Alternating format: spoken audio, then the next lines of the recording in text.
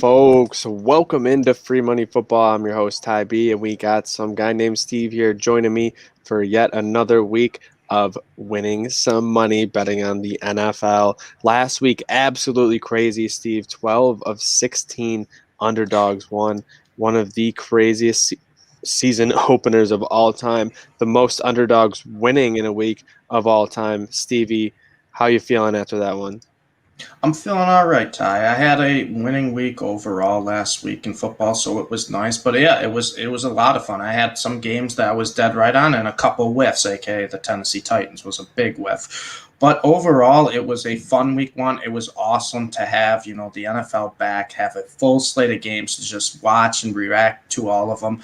And I'm looking forward to this season. It's going to be a fun year, and I think week two is typically one of the hardest weeks for betting because there's a lot of overreactions to week one, but you also have everything that happened the previous season looming, and a lot of teams make adjustments too. We saw a lot of teams week one come out and were very unprepared. I think we may see those teams switch and play a lot better this week going forward, but I'm looking forward to another good week. Absolutely, Stevie. And a lot of people were talking about, fans being back in attendance, these home teams going to get a big boost. And not so fast. The away teams were actually 9-7 Yeah. above 500 in that one. And we saw the unders hit just slightly better as well at 9-7 as opposed to the overs. Looks like bookmakers adjusted a little bit. But Stevie, we're on to week two. We don't want to reminisce too much about that Right. last week because it's time to look ahead and get that bankroll right back up. If you got hit and if you're up, let's play with that house money, baby, and let's get some more. And we're going to start it off with the Thursday night game. The New York Giants playing at the Washington football team. As of right now, Washington a 3.5-point favorite, a virtual pick 'em. Just getting those home field points and a very low total here at 40.5. That one makes a lot of sense to me because how good that Washington football team defense is. And the Giants, they've been absolutely brutal in September against the spread, 5-12 against the spread in September since 2017. I don't think that's necessarily going to improve here in this one. I don't really worry about Taylor Heineke in this one with Washington because that offense still looked good. He was still able to find Terry McLaurin, who looks like a real certified number one receiver. I'd like Washington to get this one done behind a very stout defense. Yeah, I'm right there with you, Ty. I think Terry McLaurin, he's one of those QB-proof receivers, right? No matter who the quarterback is, Terry McLaurin's going to get his. He had, and I think, the catch of the weekend last week where he was falling, had to change the angle about 2 times as he caught the ball. And if you look at this game, the big thing that stands out to me here is Washington's front seven. They're going to be all over Daniel Jones. And previously last week, Daniel Jones did not look good against another front seven, the Denver Broncos. They were all over him. Classic Daniel Jones fumble. And the Giants' offense as a whole just was very pedestrian. Saquon Barkley did not look like the Saquon Barkley of old. Now, granted, it's his first game back, but he only had 26 yards on 10 carries. And I think the football team, they're going to be able to get after Daniel Jones. It's a big difference going against Justin Herbert in week one to Daniel Jones in week two. I might just buy it to get it to -3, but I love the football team here. And Heineke, I think he's a little underrated. I think you could actually get him a few wins. I think he'll be a pretty good quarterback for the football team for these next, 6 or 8 weeks. But I love him over the Giants here. The Giants didn't show me much at all week one, and it's just a coaching mismatch. You got Ron Rivera against Judge. The Giants were just all over the place week one. I don't trust them at all to win on the road. I like Washington big, but I'm fine buying the point to -3 to give you that little cushion. Yep, never a bad idea to get that point just in case, Stevie. Especially because you could go to OT. Could really Yeah. need it. You never know what could happen. But let's hop over onto the Sunday slate. We'll start it off with the New Orleans Saints and the Carolina Panthers. This one, another 3.5-point spread, Steve. A lot of those close ones, and then a couple big spreads this week. You'll notice Yeah. Saints have been absolutely Dominant against the spread on the road as road favorites, 16-6 since 2016 in that spot, and 5-1 overall in their last 6 games against the spread versus NFC South opponents. So the trends tell you to pick the Saints. I think everyone is going to be on the Saints after that big Jameis Winston output, especially with this number at 3.5. This is one of those games where I like Matt Rule and those Panthers to be sneaky, keep this one close, and probably within a field goal. Yeah, I don't hate that. I'm a little worried about the Panthers and Sam Darnold because he did not look great against his former team, the Jets. Now, granted, they won, but the Jets defense is very good, and they only put up 19 points, and a lot of it He did came. fumble at the 2. Yeah, he did. And a lot of it came, just based on relying on Christian McCaffrey, who is one of those best offensive weapons in all of football. He had over 180 total yards. He caught all his targets. He's had 90 plus rushing yards on top of that. And I think the Panthers are going to have to rely on him heavily against the Saints. The one thing is, yes, Jameis threw 5 touchdowns. He looked great.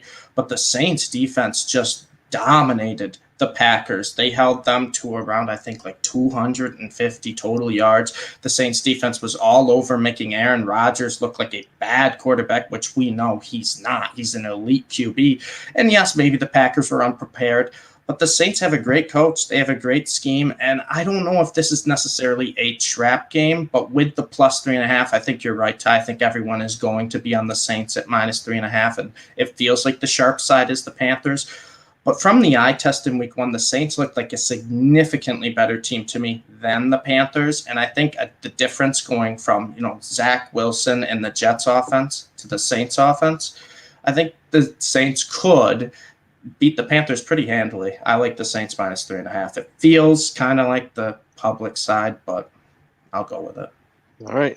On to the next one. We got Bangles Bears. Bears opened up around 3.5, 3 points, down to 2.5 right now, over at DraftKings, and the over/under sitting at 46 in this one.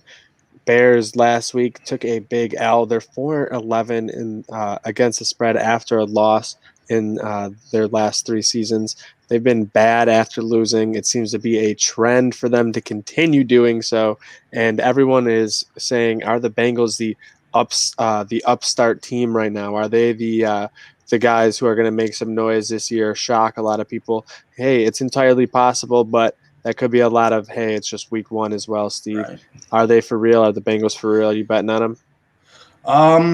I'm not going to overreact and say the Bengals are for real, but I think they are real enough to beat the Bears. The Bears really had only one explosive offensive play in week 1 against the Rams, and it was David Montgomery's 40-yard run at the start of the game. Other than that, they didn't even try to throw the ball downfield. Allen Robinson, who is a legitimate number 1 wideout, didn't even have a route where he ran more than 15 yards down the field. It was ugly, and it was what you expect from an Andy Dalton, Matt Nagy offense. The Bengals, on the other hand, they look pretty good on offense. The offensive line played better than I expected. And, the overreactions to preseason, Ty, Jamar Chase, he's elite. He's a great wide receiver. He caught all his targets. He had a great pass, had great chemistry with Joe Burrow. I think the spread was 2, you said right now. The Bengals are getting 2. 2.5. Yeah, 2.5. I like them over the Bears here. The Bears, to me, just their offense is so bland, and until Fields gets in there, I really have no faith in this Bears offense. Andy Dalton, nice guy. Don't know if he's still a nice quarterback. On to the next game, though. We have the Browns as 12.5-point favorites. Yes, the Cleveland Browns, huge favorites here as they welcome the Houston Texans into town for this one, a 47.5 over/under in this one. Tyrod Taylor is got to be the story of this one. Looked great in week 1. Yes, Yeah. It was against the Jaguars, but 6-0 against the spread in his last 6 starts. Stevie, can he continue it? 12.5 is a lot of points, and it almost feels like this could be a backdoor to get that cover as well. The Browns played great. Obviously, they were facing the Chiefs, and what happens when you face the Chiefs? Just Mahomes has that deep bomb to Tyreek at the end of the game, and they end up winning. But the Texans, I think we were talking about them, Ty, is that they will give the Jaguars a game last week because the Jaguars' defense is bad. Texans looked great, but going from the Jaguars' defense to the Browns' defense is a big difference. And I know the Browns gave up a lot of yards, a lot of points, but that's to the Chiefs. Texans offense, yes, they have players, but Mark Ingram's not running for close to 100 yards against this Browns team.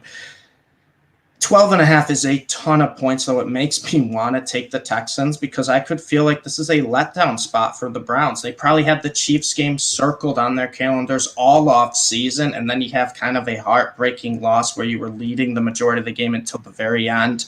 And now you play a team that everyone thought was the worst team of football. Well, they're 1-0 and they're playing with a chip on their shoulder. I think the Texans could cover here and give the Browns a game. I think the Browns will win. I think they'll win by more than a score, but I would not be shocked in the slightest if the Texans cover 12.5. Yep. Great analysis there, Stevie. Now we got a game you have a lot of rooting interest in. The LA Rams minus, it's still sitting at 4, I believe, or 3.5, actually at DraftKings now. That one, opened around 4. Big spot here for the Rams. Could be a big matchup with the Colts. Obviously, Carson Wentz going to be here playing in this one, and it's going to be his first time as a home underdog with Frank Reich, who since becoming the coach of the Indianapolis Colts has only been an underdog at home 4 times and has failed to cover the spread in each of those 4 games. Stevie, can he do it against your Rams? This might be a little biased, but I don't think so. Sunday night was a fun game for me, and it wasn't just that the Rams defense looked as good as it was last year. Granted, they were playing the Bears, so I'm not going to overreact. But the Rams had explosive offensive plays again, Ty, and it was thanks to Matt Stafford. With a couple deep balls, he was getting Cooper Kupp involved, who looks like a legitimate number 1 option in Stafford's eyes for the Rams, which we love to see because he can run any type of route. And their run game, it was so-so. But the Colts here, it comes down to Carson Wentz. He had a 27.5 QBR last week against the Seahawks. Their offense just could not get going. And I think the Rams defense is much better than the Seahawks, and their offense is maybe just as good with Stafford. I think the Rams will roll against the Colts this week. You call me biased. I will be honest when I think the Rams have a bad matchup, but I think the Rams will be all over the Colts this week. Absolutely. I hope Cooper Kupp has another great performance. Yeah. Scooped him in both our leagues. Stevie, shout out that boy Cooper. Hopefully for a lot of more big performances. But on to the next game here as we have the Denver Broncos going into Jacksonville and laying 6 points here as the favorite. Over-under sitting at 45 in this one. A little bit of a low number with how that Jaguars defense gave up a ton of points last week. What I'm looking at here is this trend. It's sort of interesting. Since 2017, Denver is just 7-14-2 against the spread as the favorite, but Teddy Bridgewater in his career is 13-7 against the spread as a favorite. Can Teddy teach the the Broncos how to cover as winners? Can he teach them to be great? Well, we have a little clash right there at trends, right? And I think the big thing here is going to be the other quarterback, Trevor Lawrence, who did not look good in his first week against the Texans. He threw 3 picks, and if you listen to any of our coverage in the preseason, you know how high I am on this Denver Broncos defense. I love their secondary. Their front 7 looked great against the Giants, and I think they're going to give Trevor Lawrence fits again. Also, Urban Meyer, what are you doing? Is the USC position now looming over his head? Who knows? But James Robinson, only 5 carries in week 1. They threw 51 times against the Texans, only 21 points, and they gave up 37. This Jags defense is still bad. And the Broncos have enough players on offense, I think, to get points and to cover this number. I like the Broncos to win. I like the Broncos to win by a decent amount. I've been really high in this defense. And week 1, their offense didn't look great, but they were moving the ball decently, right? Yeah. They were moving the ball enough to get down the field, put the Giants in bad field position. And Trevor Lawrence, he had some good plays where it's like, okay, he's the number 1 overall pick, but he also had plays where it's a rookie in his first NFL start. He's facing, in my opinion, one of the better secondaries in the NFL. In week 2, I have to take the defense there. So give me the Broncos. Yep, absolutely. I'm with you on the Broncos, but that leads us into our next game of the weekend. Bills, Dolphins down in South Beach here. Bills went from 3 to 3.5. Looks like some money's coming in on the Bills. People think Buffalo's going to bounce back, and I mean, I'd love them to bounce back in this one. And Josh Allen is pretty much been the Dolphins' daddy since he's come into the league. He's put up some crazy numbers in every game he's played against him. And Josh Allen just seems to cover on the road, 11-4-1 against the spread on the road. I like this one here with the Bills, only given 3.5. If you want to be safer, because it's still, 3.5, it hasn't moved too much, just get that extra half point. Not a bad idea. Yeah, I'm right there with you, Ty. I love the Bills to bounce back here. We didn't see much in week one for the Dolphins. Yes, they won against the Patriots, but it was a fumble in the red zone where the Patriots were going to win the game. The Dolphins offense just looked the same. There really wasn't too much that changed. And the Bills defense was not bad in week one. Now, I know Big Ben isn't as accurate as great as he used to be, but they only allowed 263 yards. They didn't give Najee Harris any rushing room. A lot of the reason the Bills lost that game was just some terrible play calling. And if you listen to any of the other podcasts for Trinick, you've heard that 100 times. So I'm not going to go over it again. But I think the Bills do bounce back here. The Dolphins, they may give them a game, but I just did not see enough from the Dolphins offense to see that they can compete with the Bills offense. And we know, Ty, Josh Allen owns the city of Miami. He goes off against Miami every time he plays. I think after a disappointing week one, we're going to see a monster game from Josh Allen. I like the Bills to win big against the Dolphins. And some over on some Josh Allen props. Make sure you're looking out for those. I wouldn't be surprised if we see a big day out of Emmanuel Sanders too. He was looking at him a lot. But on to the next game, which is another game we'll be paying attention to, another AFC East clash. Patriots-Jets there. Patriots 6-point favorites going into the Meadowlands, 42.5, very low over-under on this one. Patriots are usually an under team on the road, something like 13-7 over their last 20, something like that, gone under. But the one trend I'm looking at right now, Patriots failed to cover in 5 of their last 6 games. As a favorite, Stevie, has Belichick lost his covering magic now that he doesn't have Tom Brady? It looks like it, right? For the sample size we've gotten without Brady, it looks like it. But I think the Jets actually do give the Patriots a game. I love the under 42 here because I don't think either offense is really going to have any big plays. But the one bright spot of the Jets, Zach Wilson, he looked all right in his, I guess, the garbage time call against Carolina. But Corey Davis played a phenomenal game. And I think he's going to give a lot of fits to the Patriots secondary. The Patriots offense, they had the case of the fumbles in week one. And if you know what that means Belichick's going to be swapping the running backs every single series just because he won't trust one. I think the Jets can cover 6 pretty easily here, especially if you are thinking about the under 42. You might as well take the underdog, especially I think this line could get up to a touchdown. It feels like the Jets may even win this game, Ty. I think the Jets could actually come out here and beat the Patriots. Yep, that could be entirely possible. I wouldn't be surprised with the way that Jets defense is capable of playing, that they're able to get in Mac Jones's face enough, able to keep them off the scoreboard and kind of grind one out where you get maybe it's a turnover for a touchdown or a special teams touchdown, something like that. Absolutely could be in the cards, so that's something to keep an eye out for. But to the next game here, we have the San Francisco 49ers traveling over to the East Coast into Philadelphia. They'll be a 3-point favorite in this one. Philadelphia, it's not just the fans that are huge underdogs. They're not just underdogs. Back when they won the Super Bowl, they've covered in each of their last 5 games as home underdogs. Stevie, can they do it again this Sunday after that performance we saw from Jalen Hurts? I'm feeling like this could be another underdog pick. Ooh, I don't hate it, Ty. First off, let's give ourselves a little pat on the back because we were all over the Eagles against the Falcons. We've been saying all year that the Falcons are going to be trash, and they showed us nothing. Jalen Hurts, the sweet man Jalen Hurts, an unbelievable game. And not only, stats-wise, fantasy stats, who cares about that? He made a lot of great throws on the run. He was very good under pressure. 49ers, they looked great. They explosive offense, but it was against the Lions, right? And they did what the 49ers do. They just ran the ball. They ran, I think, for 130 yards. They actually passed pretty well, too. Debo had a monster game, over 180 yards receiving, the legitimate number 1 receiver in San Francisco.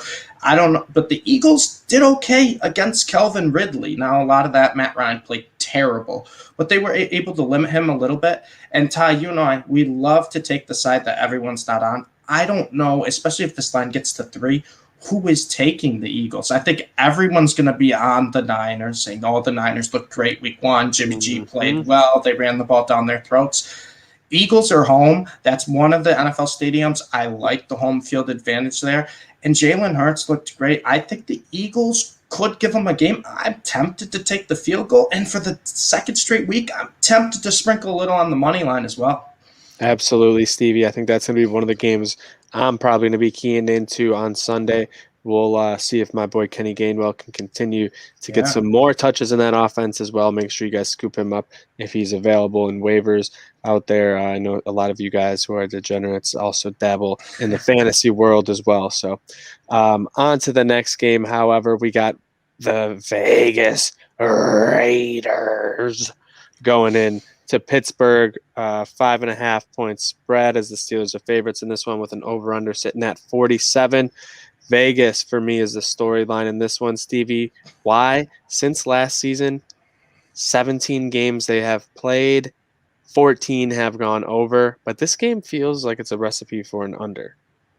The total's 47, you said, right? It does feel that way, the way the Steelers' front seven looked against Buffalo. I know the Bills' offensive line has a lot of questions, but they were all over Josh Allen, and I think they're going to do the same against Derek Carr. And everyone's going to talk about the Raiders' big comeback over the Ravens, the fourth quarter overtime. It was great. Derek Carr made some great throws. Ty, he was terrible in the first 3 quarters. He was awful. He was missing his receivers, and he wasn't throwing to anybody besides Darren Waller, and that was in triple coverage. Fact. You're not going to be able to get away with that against the Steelers' defense. 5.5 feels like a spread to me where everyone wants to take the Raiders, plus 5.5. Think they'll give them a game. I think everyone was kind of sleeping on the Steelers a little bit coming into this year just because I think they have good offensive weapons. Big Ben, big question mark, but their defense is elite, and it's elite in every part of the defense. I actually don't hate your pick of the under 47. I think that's probably a sharp angle. I like the Steelers to outright just cover this game and win by more than a touchdown. I really think that everyone's going to remember what they saw from the Raiders' heroics Monday night and not think about that the Steelers' defense is very good, and Derek Carr did not look good until the end of that game. And Josh Jacobs wasn't very efficient either, so I don't love that matchup at all for that Raiders offense. But it's time to get in some of these 4 o'clock games here, Stevie. First one we got up, Minnesota Vikings at the Arizona Cardinals. This game sitting at 3.5, getting very close in this one, over under at 50.5, one of those higher totals. And that's not surprising what we've seen out of these teams at times. Cardinals put up a very nice output there. And the overs 8-1 in Minnesota's last 9 games following a loss since the start of last season. So we could see another high-scoring performance out of both these teams. Yeah, we probably have, I think, the most impressive team from week 1, the Cardinals, against one of the most unimpressive teams from week 1, the Vikings. I know a lot of us thought the Vikings defense would be better because it was healthy this year. And they just struggled against the Bengals, allowed over 400 yards. And then you had the Cardinals, where Kyler Murray was playing Madden out there against the Titans. Some of the throws he was making, Hopkins was just unguardable. But once again, this is another line that stinks to me, with Arizona only favored by 3.5, especially after the Vikings losing week 1. It feels like everyone's going to jump on the Cardinals. And if this stays above 3, I actually like the Vikings because I think this is a field goal game. I think the Vikings offense is pretty good. I think Dalvin Cook can run on this Cardinals defense. I know they limited Derrick Henry, but a lot of it was due to game script. They were out ahead early, and the Titans had to pass. Dalvin Cook also gets involved in the receiving game a lot. I think the Vikings bounce back and cover here. I don't know if they win the game, but the Cardinals, Vikings, to me, it just feels like it's an overreaction on both sides. So I'm going to do the opposite everyone else is. Everyone's going to overreact to how the Cardinals looked week 1 and how the Vikings looked. I'm going the opposite way and think it'll level out a little bit in week 2. Absolutely, but it's time to talk about one of the best bets of all time within the NFL, Tom Brady. A career 596 against the spread, over 200 career wins against the spread. That's why he's the GOAT. Insane. Don't talk to me about his play on the field. He's the GOAT because of his play against the spread. But 13 or 12 and a half, 13-point favorites, depending on where you're looking. The Falcons really fucking suck. I'm sorry for swearing again, but they really suck. And but the one thing I'm seeing on this one, Bruce Arians in his career, he's been 4 times he's been a favorite by double digits. All 4 times he failed to cover. That makes me a little bit worried. Will the Buccaneers really try to shove it down their throat? Yes. Tom Brady's your quarterback. They're going to run it up so Tom Brady can relax in the fourth quarter, doesn't have to play, so he can get home to Giselle and the kids quickly. Stevie, there's no chance the Falcons make this close. Oh, the Buccaneers are going to kill them. I loved this game initially, but then when I saw the video by Brady talking about last week and coming towards the Falcons with the time 3:28 in the background, it's in his head. He wants to get in the Falcons' head. He knows that 28-3 comeback. He loves to take a poop on the Falcons, and we saw nothing from the Falcons in week 1 that suggests they could do anything against the Buccaneers this week. Their offense was terrible. Matt Ryan looked bad. Their defense was as bad as we thought. And the Buccaneers, they played a good game against Dallas. It was a close game, but Dallas has a really good offense, and they decided they wanted to play Big 12 football and just pass the whole game. I think the Buccaneers are going to kill the Falcons this week. I think they crush them. I think there's really no area of the field the Falcons are better at than the Bucs. And it's Tom Brady against the Falcons. Mm-hmm. I mean, he wants to beat them up. He wants to beat them bad. And when I saw that video, Ty, he knows. Tom Brady knows. I think the Bucs aren't going to really sleepwalk this game. It's a division rival, and it's only week 2. They're going to come out here and show the world they're the defending champs for a reason. Yep, absolutely. We saw a ton of fire in week 1. And having that game, come down to the last second and then barely being able to squeak it out, I think Tom's going to want to, get things done early with.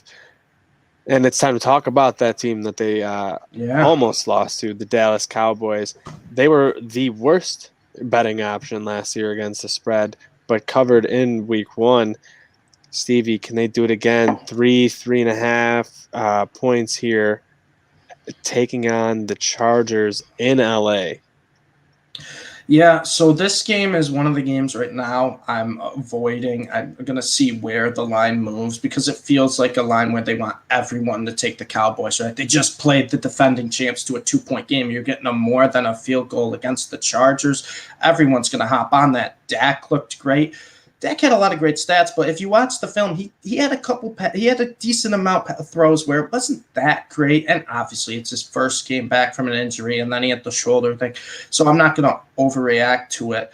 But the Chargers, no one talks about him. I think he's the most underrated player in football. Justin Herbert was great again against a good defensive front seven. The Cowboys, not a good defensive front seven, and they lost another player just now with DeMarcus Lawrence, who's not going to play this game.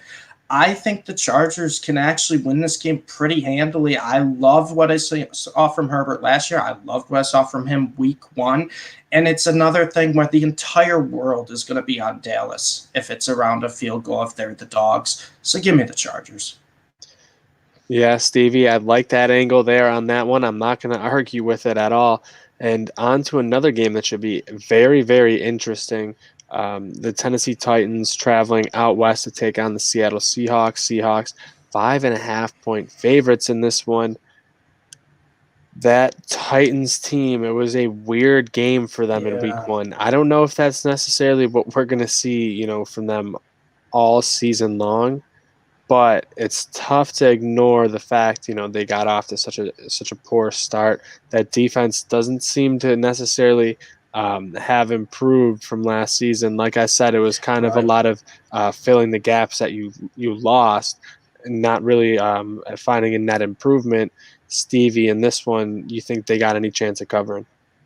Well, the Titans defense, that was my biggest with though last week. I said they would beat the Cardinals, give them a good game. Their offense would be explosive, and they didn't really get Julio involved much at all. Derrick Henry had no rushing room, and their defense struggled mightily against Kyler Murray. The Cardinals moved the ball at will. They had a fumble six, I believe, as well. The Titans' offensive line had no answers for Chandler Jones, who had 5 sacks. Yeah.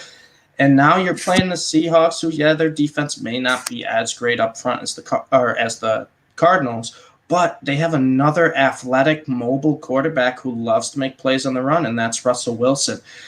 However, this is another game where it feels like everyone in the world's going to take the Seahawks -5.5, less than a touchdown. We saw how bad the Titans looked week one. But I had said at the beginning of the year, I think the Titans are a playoff team. I think they're the best team in the AFC South, although that might not be saying much at this point. But I think they have to play better than they did week one. They have too many superstars on their offense. Tannehill looked like Miami Tannehill. I don't think he'll be Miami Tannehill every week, but I was a little concerned with what I saw. I think the Titans will cover. Do I think they'll win? Seahawks at home. You got the 12th man there. I think the Seahawks will win this game, but I expect the Titans to look a lot better than they did week one. Yep, absolutely. And on to an even more exciting game, the Sunday night game. Chiefs going to take on the Baltimore Ravens. Chiefs right now in this one sitting at a 3.5 point favorite, over under 55.5, looking like a recipe for lots of points in that one. But Baltimore is still banged up offensively. Didn't see a ton of Mark Andrews. So I don't know how they're fully going to replace all these guys or with the targets that they're missing on that offensive side. We'll see how that ends up slating out over a few more games. But Lamar Jackson has been good in primetime games in the regular season, 6-3 against the spread in those games. But it's the Kansas City Chiefs, Stevie. Right, and I think right now there's two big things for me in this game. First off, the secondary injuries to the Ravens. They had a couple guys out week one against the Raiders, and you saw, the Raiders were able to throw for over 400 yards against them through the air. Now you're facing the Chiefs with Mahomes, Tyreek Hill, Travis Kelce, Hardman. I think they're going to throw on them as well. But another thing we saw in week one, Ty, was the Chiefs' defense was really, really bad. It was really bad. And granted, the Browns have a good offense. I love their offensive scheme. I love the players on it. But the Ravens, they have an offense that kind of works week to week no matter who you plug in because they have Lamar Jackson, and he's such a threat to run. Tyson Williams looked good week one. Sammy Watkins did the typical week one where he looked good. And you're right, Mark Andrews didn't have a lot of work, but I think he is a mismatch for the Chiefs defense. I like the over 55 here. I'm just going to continue to take Chiefs overs until they don't hit, just because they have such an explosive offense with a very bad defense. I don't know if the Ravens win this game, though, especially if they don't get their fully healthy secondary back. If there's still a couple injuries, there's no way they limit this Chiefs offense. And as we saw, Ty, the Chiefs offense week one, it was rusty to start, but that second half when they need a score, it's just like Mahomes tells Tyreek, go run, I'll throw you up the ball. And they can't do anything about it. That's great for an over, and that's great for the Chiefs. I like the Chiefs. I think this line's probably going to move to 5 and we get to Sunday night where everyone usually puts their bets in for the games. But I like the Chiefs to win this game, and I like the over 55, although that's a lot of points. Absolutely, Steve. This is one of those games you look at where you might be smacking yourself late Sunday night as you're, dreading going to work on Monday, where you could have won thousands of dollars if you just would have trusted yourself and hammered the Chiefs like you wanted to. But on to the last game, the Monday nighter. Not a very exciting game, as we're going to get the lowly Detroit Lions taking on the Green Bay Packers. Packers, double-digit favorites at, minus 10.5 in this one. Since 2019, the Packers are 6-0 against the spread after a loss. That man, Aaron Rodgers, does not like to lose unless he's trying to lose on purpose maybe this time around. Stevie, is a conspiracy going on, or are the Packers going to bounce back and get this cover? So I'm going to say one nice thing about the Lions first, and was they had a lot of heart against the 49ers week one when they were completely out of it. They really didn't give up, and they made that game a one-possession game. Now, it was not a one-possession game. If you watched it, they got destroyed by the Niners offense, but they made the scoreboard look respectable.